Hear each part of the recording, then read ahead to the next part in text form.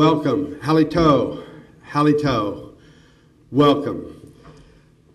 On behalf of the Friends of the Stillwater Public Library, on behalf of the City of Stillwater, and on behalf of the committee that has worked so long and hard to make this day possible, welcome.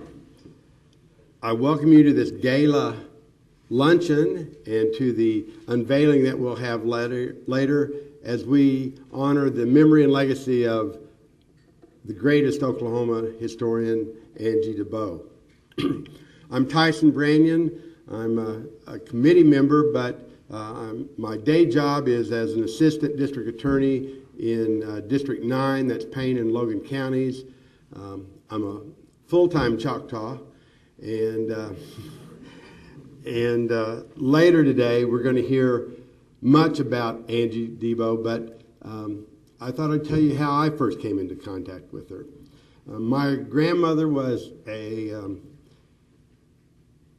young girl in the Choctaw Republic and went to the boarding school for Indian girls at Tuskahoma before statehood. And I used to often talk to her about those days, and she was a great storyteller.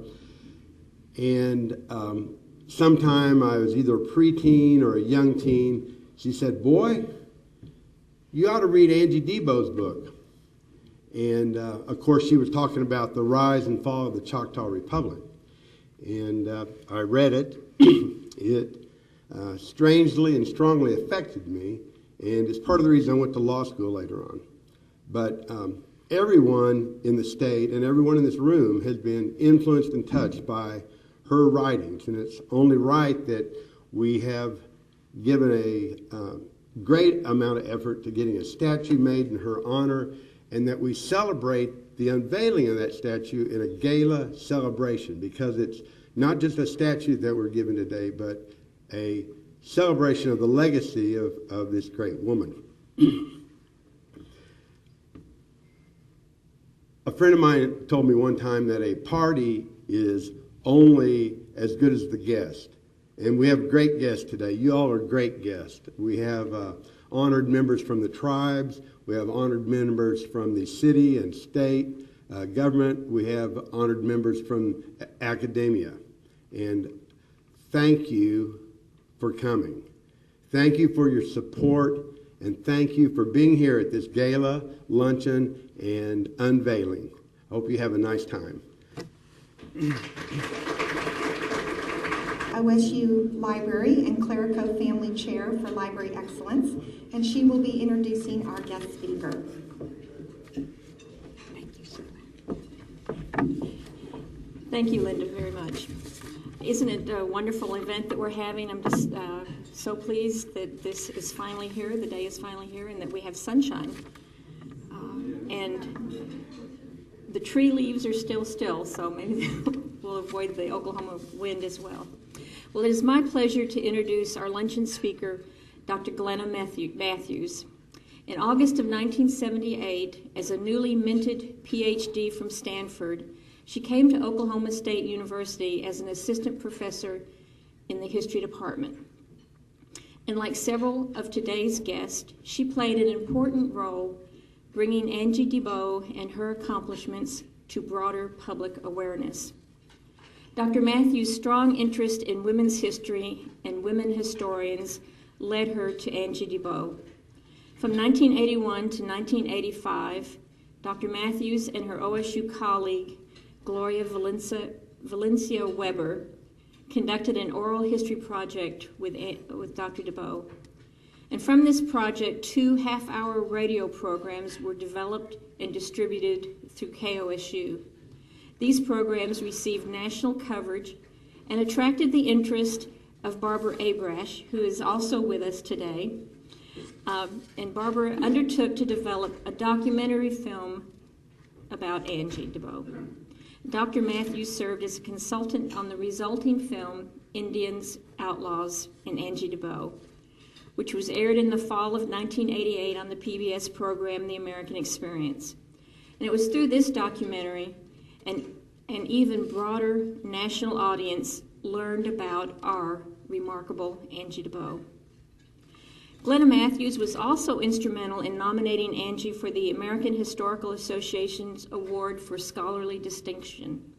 This award was established to recognize senior historians for a lifetime of distinguished achievement. And Dr. DeBow was given this award in 1987, but at the age of 97, she was too frail to receive it in person, and Dr. Matthews accepted it on her behalf. Later, in January 1988, a few weeks before her death, Governor Henry Bellman visited Marshall and formally presented the award to Dr. DeBow. Glenna, I don't know if you know about this, but in 2006, I noticed that the website for the American Historical Association included a list of those who had received the Award for Scholarly Distinction. Beside each name was the institution where they worked, as well as their specific field of research. For Angie DeBow, the site indicated that her field of research was Native American and that she had done her work at the University of Texas. Okay, I'm not sure how that error occurred, but having sat through the 2005 OSU Texas football game where they outscored us in the second half again in Stillwater, Oklahoma, I wasn't about to let that injustice ride. So I called the AHA and then followed up with an email detailing Dr. DeBow's career and suggested that they contact Dr. Glenna Matthews, who was then at Berkeley, to confirm that one, Dr. DeBow had not done her work at Texas, and two, that an appropriate designation could be independent scholar. I don't know if they actually contacted you, Glenna, but shortly thereafter the website was corrected. I keep checking it periodically, just to be sure. In 1984, Dr. Matthews returned to California and has taught at the University of California, Berkeley, at UC Davis, UC Irvine, UCLA, and at Stanford. And she's continued to research, write, and teach about the contributions of women. Her books include Just a Housewife, The Rise and Fall of Domesticity in America, Running as a Woman, Gender and Power in American Politics. That must be very current, especially in California. And Silicon Valley, Women and the California Dream, Gender, Class, and Opportunity in the 20th Century. Please join me in welcoming Dr. Glenna Matthews.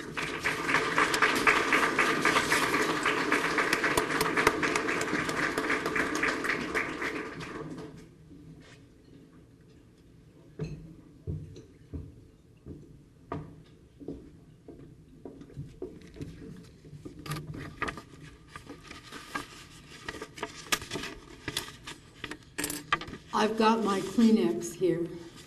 Those of you who know me and those who don't know me will soon find out I can be very emotional, and Angie elicited a lot of very intense emotions on my part. So if I get choked up, I'm giving you warning in advance. Distinguished guests and other admirers of Angie DeBow, it is a great delight for me to be here with you today on this wonderful occasion. My friendship with and knowledge of Angie lead me to believe that there is nothing that Stillwater could have done to honor her that would have given her more pleasure than what you have done. This is because she loved libraries and librarians, and now she gets to hang out in front of a library in perpetuity. What more could a book and library lover ask for? Let me also say that in addition to Angie herself, I would like to dedicate my remarks to the memory of Danny Goebel. Some of you may remember him, who is another ornament of Oklahoma historical writing and who died far too young. In the brief compass of my talk, I want to look at Angie primarily through the lens of her civic-mindedness and of what that meant for her work, because civic-mindedness was one of her most impressive traits. Though this is not the major focus, let me begin by looking at her citizenship within the historical profession itself. Without a regular academic job, owing to gender discrimination, lacking the usual networks possessed by professional historians, she established herself within a network of librarians so as to have peers. Thus, she did not function the way most historians do today, but she did do historians a great service in that she modeled the highest standards of accuracy. In all of the interviews with her that Gloria Valencia Weber and I conducted, there was nothing that stood out more than her commitment to getting the facts right. This is not to say that she, or any other historian for that matter, was or is infallible, but rather that she put tremendous effort into getting it right. Thus, her gravestone reads, "Historian, discover the truth and publish it," which I find a pretty thrilling injunction. That philosophy sets a wonderfully high standard for my discipline. She's a heroine to many scholars, and not just in Oklahoma. And I happened, as I was preparing these remarks, I happened to come across one of the communications I received from Angie, and I brought it just to share it with you because it's a testament to what I was just saying about how much she cared about accuracy. Dear Glenna, Ann Morgan sent me a copy of the article by you and Gloria in the OAH newsletter. You did a good job, as of course you would, but the printer made a serious typo. No doubt you noticed it, but I thought perhaps I should warn you. Last page, first column, 2 times, Harjo, and it was spelled Harjo. And she says, I guess the printer didn't know that J has a dot over it. Now, this was written when she was 95 years old. And this is something, for me, a keeper, because it's just thrilling that she cared that much about getting even the footnotes right. And that's how you write. It's not all you need for writing great history, but it's an important component. But mostly I want to talk about the multiple ways in which she was a good citizen of her beloved Oklahoma. The California poet Gary Snyder contends that the most radical thing a person can do is to make a real commitment to a place, to defending its interests, to caring about it so intensely that one will take action on its behalf. It seems to me that Angie's devotion to this state confirms the truth of that statement. She wrote critically about the past of the place she so loved because she wanted to call Oklahoma to its best self. If there was anything else she was almost as passionate about as discovering the truth and publishing it, that would have been Oklahoma and her hometown of Marshall. I have so many wonderful memories to confirm the truth of this. One of the most vivid is when she told Gloria and me that during World War II, she filled in as Marshall's temporary Methodist minister. She both married and buried people. Telling us how much that meant to her, she said that when she officiated at the funeral of an old farmer, she pronounced at his grave, "With this soil of Oklahoma, which you loved so well, I bury you." It was clear that the farmer was not the only one who loved the soil. It seems to me that this love coalesced with her unusual circumstances to give her an extraordinary vantage point for writing about Oklahoma. Indeed, I would suggest that there are benefits as well as costs to being outside the academy. Many historians and other scholars as well write to advance a career, to secure tenure and promotion, to get a larger salary. These are all worthy and understandable goals. But lacking an academic position, Angie wrote out of her passion for truth-telling and justice, and to provide an accurate view of the past for her home state. In fact, she told us with a chuckle that she had to wait till she was in her 80s to write a book that had a good sale, and that was A History of the Indians of the United States. She was not beholden to an academic committee for rewards, and she could satisfy her own standards of what was worth writing about. There was another circumstance that benefited her in writing about this state besides her freedom to write about what she wanted to write about. She had lived the pioneer life that she would subsequently describe as an historian. When Gloria and I conducted the interviews and edited them into 2 programs for public radio in Oklahoma, I was struck by the fact that as Angie talked about the tough times for the early settlers, she was speaking from personal experience. I can remember exclaiming to my historian friends in other parts of the country that it was as if someone who'd been at Jamestown or Plymouth Rock was able to get a PhD in history and write on the basis of having survived the starving times, as well as having professional expertise. Trust me, that's an unusual combination. I remember saying to friends something along the lines of, in the 1980s, I'm interviewing someone who arrived in Oklahoma in a covered wagon. And I just couldn't get over it. And I'm happy to say that my friends, by and large, seem to get it, that was remarkable. And that brings us to one of her key insights about this state. She felt that the whole history of the country had been telescoped here, a process of settling and of developing institutions, which was the work of many generations on the eastern seaboard and of fewer but still multiple generations in most of the rest of the country, occupied only the lifetime of a single individual in Oklahoma. And she herself was living proof of that phenomenon. She also contended that such a speeded-up process accounted for much of the special character of the state, its hyper-Americanness, if you will. Moreover, she was a firm believer in a dictum about state identity by the small-town newspaper editor William Allen White of Emporia, Kansas, a man who became a national figure during Angie's youth. I remember her saying that White was correct in maintaining that state lines really do make a difference. In spite of national homogenizing trends, each state has had a distinct history, like that of Oklahoma, and that distinct history shapes the way its political culture develops. In short, she took writing the history of Oklahoma's Indians and of the state more generally as seriously as a scholar at an Ivy League university might take writing the history of New England, a region whose history has long been equated with American history, and she conducted massive research in order to do her study justice. Moreover, she was blessed with writing skills of a high order. Putting all of this together, the passion for her subject, the vantage point, the work ethic, and the literary skill meant that Angie DeBow wrote books that have inspired respect by scholars all over the country. My mentors at Stanford University, for example, Stanford being where I obtained my doctorate, were very enthusiastic when they heard about Gloria's and my oral history project because they had so much respect for her work. And in fact, I've just been sharing that Doug Hale here of the history department planted the seed that Angie was worth interviewing.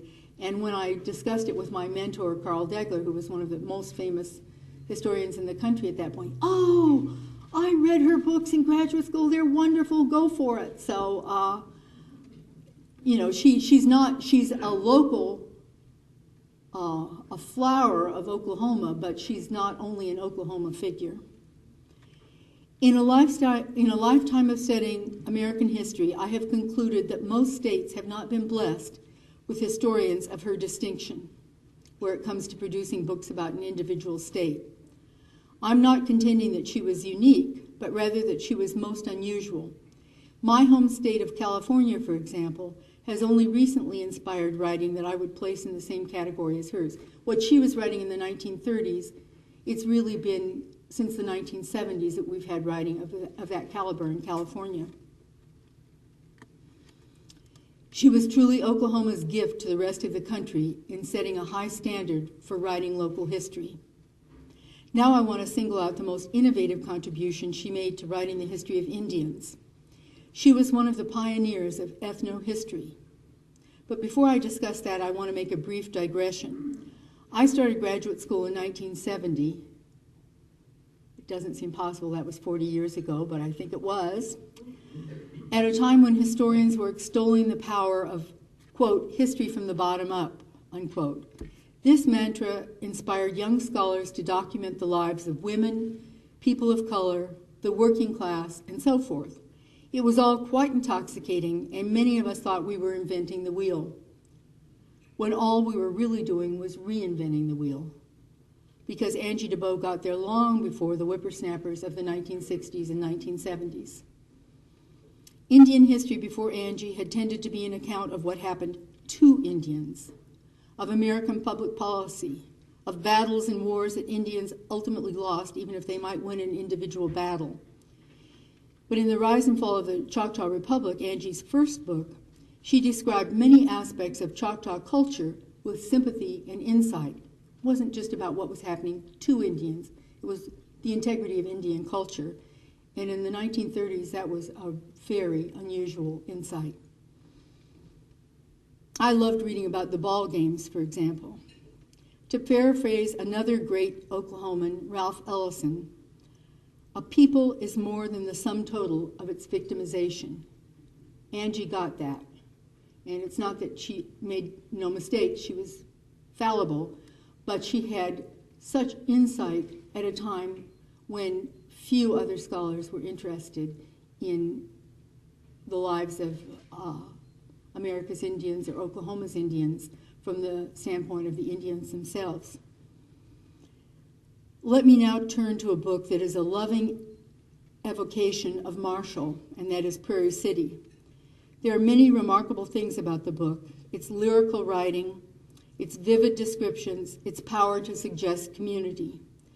But most remarkable of all, perhaps, is the fact that Angie could be at the same time both affectionate and unsentimental about small-town life. She conjures up the rituals of Prairie City life, rituals that make life worth living for the inhabitants, but she also talks about the human toll of rural isolation and the blight of the Ku Klux Klan. In short, no one would mistake this book for an unequivocal Valentine. It's written out of tough love, and it embodies what I meant about Angie as a leading citizen of Oklahoma. Every region needs truth tellers to write its history in order to create a better future. I conclude with an anecdote told to me last year by the distinguished historian of the West, Richard White. This man has won almost every award that the profession has to offer. He got a MacArthur Genius Grant, etc. But he suffered, by his own admission, the fate of being cut down to size by the late Indian historian Vine Deloria Jr. As best I recall the story from White himself, Deloria said to White something along these lines: "Don't be too full of yourself. Angie DeBow is worth two of you." Thank you very much.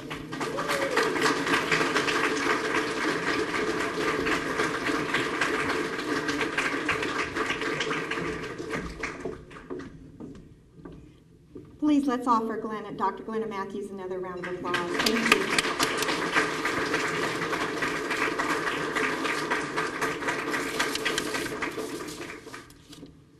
I'm not sure I introduced myself earlier. I'm Linda Reynolds. I'm the director here at the Stillwater Public Library. I thank all of you so much for coming this afternoon. As you may already know, there is a historic precedent for bestowing medallions.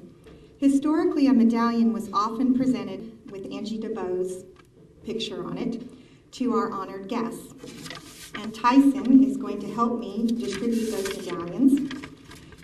If you are unable to come up to the front to receive your medallion, if you'll just raise your hand, I know that Tyson would be more than happy to bring it to you.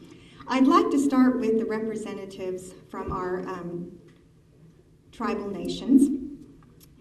First, for the Apache tribe, Chairman Louis Manahona. If you would come up, please.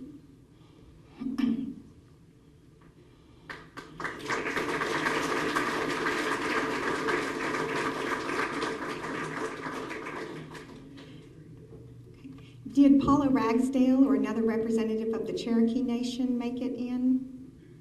Okay. And Jerry Tomlinson from the Choctaw Nation.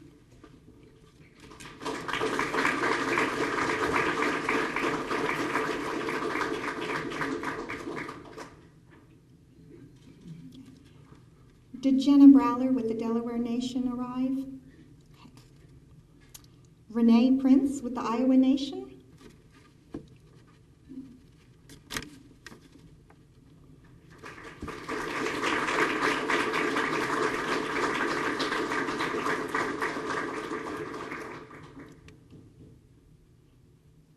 Howe with the Kaw Nation.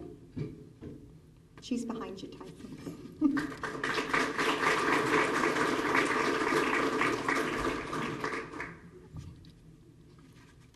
Was anyone from the Kailagi Tribal Town able? Oh, thank you. Miko Tiger Hovaya.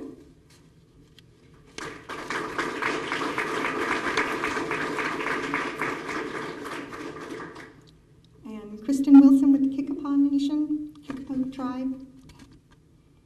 Chief Bill Follis with the Modoc Tribe. Did he make it in? Okay. Speaker Roger Barnett with the Muskogee Creek Nation National Council.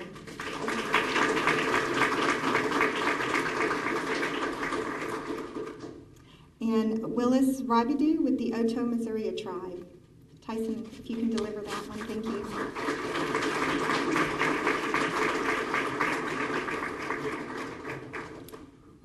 President George Howell with the Pawnee Nation.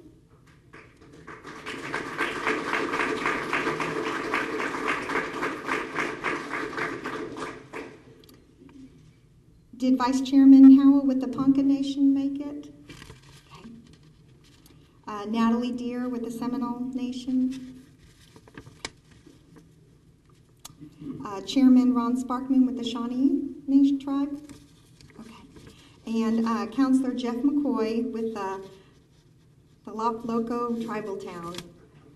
I know I didn't say that correctly.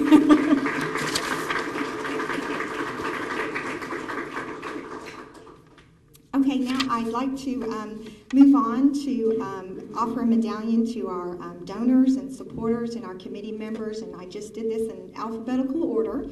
So I'm going to start with Barbara Arash, who was the co-producer of the 1988 PBS documentary film Indians, Outlaws, and Angie DeVoe.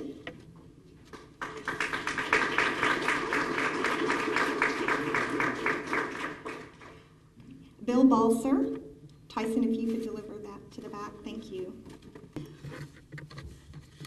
My name is Karen Kamanawash, and I'm of the Ojibwe Cree Nation in Canada.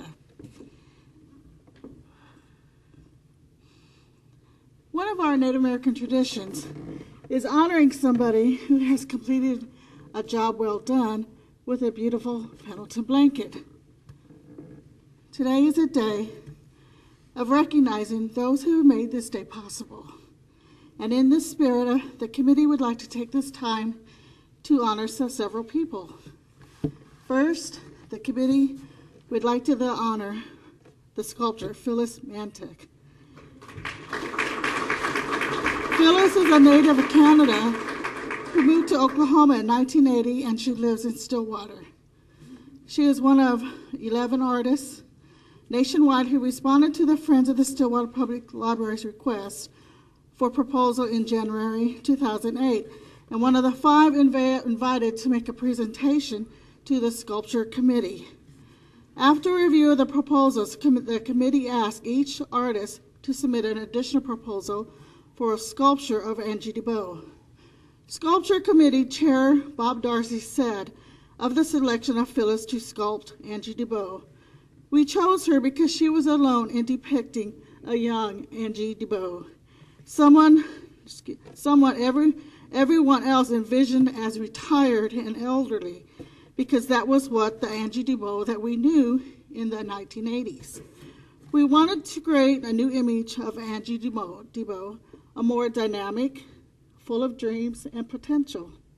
Angie DeBow was an image in which young Oklahomans could better see themselves. We believe when the sculpture is unveiled later today, you will see how successful Phyllis was in this regard.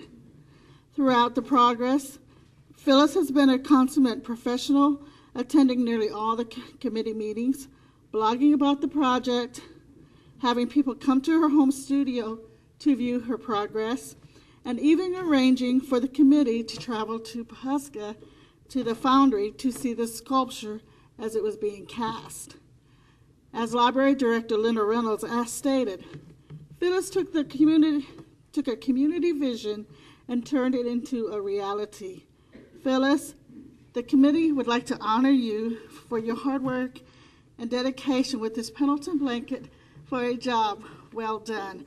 and for giving the city of Stillwater an artwork that will last a lifetime. Thank you.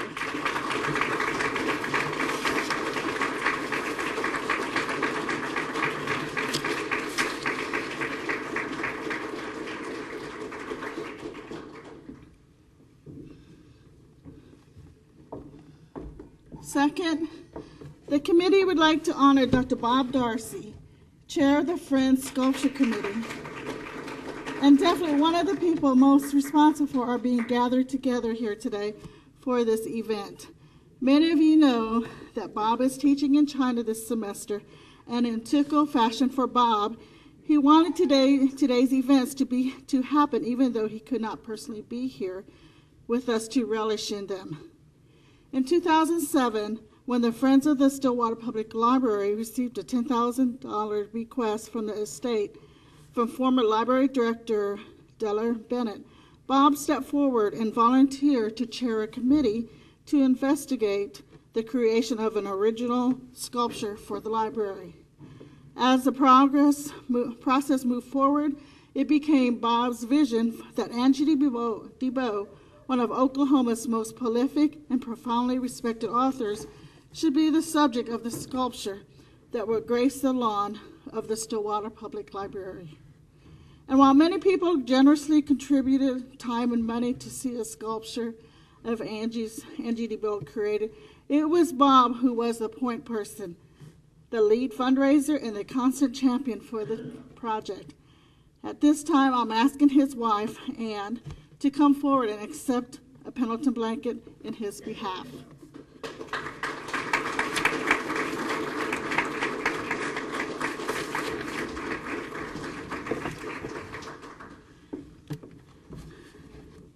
We will now honor one more person. Bette Miller once said, "People are not the best because they work hard. They work hard because they are the best." The next person we will honor and recognize is the best. Linda Reynolds, Director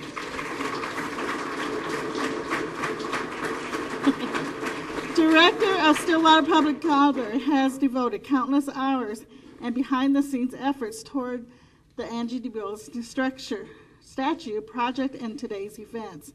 Her energy and drive are an inspiration to many people. One committee member noted that Linda is always upbeat and open to other people's suggestions. One of the many things that Linda did was to communicate with the 38 Native American tribes in Oklahoma to secure the addition of the tribal seals to the statue base. We are proud that all these tribal seals encircle Angie's statue. Linda, on behalf of the statue committee and the Stillwater community, we thank you for pulling everything together and so beautifully. We greatly appreciate your timeless commitment and dedication to this outstanding project. We honor you with this beautiful Pendleton blanket for your home. Thank you.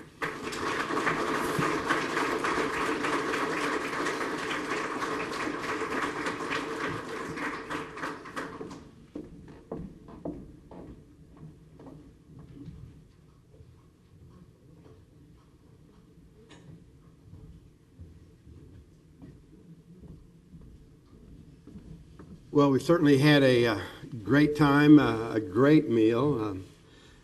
I could have gone back for more, but it was great.